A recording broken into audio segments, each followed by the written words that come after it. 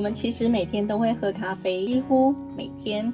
有時候沒有喝，就會覺得今天好像還沒開始。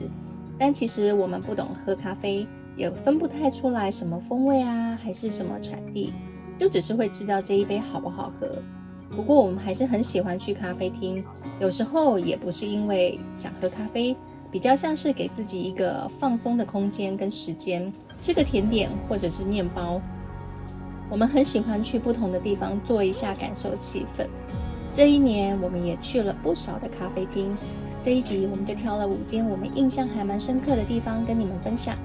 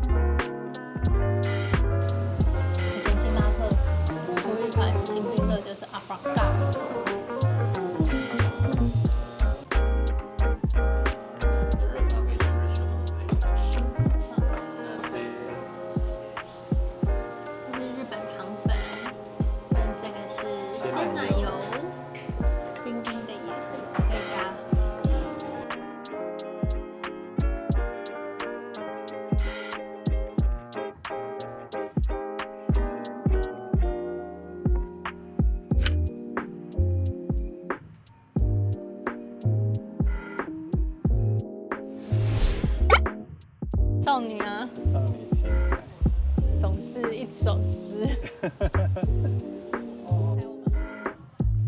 小心一点。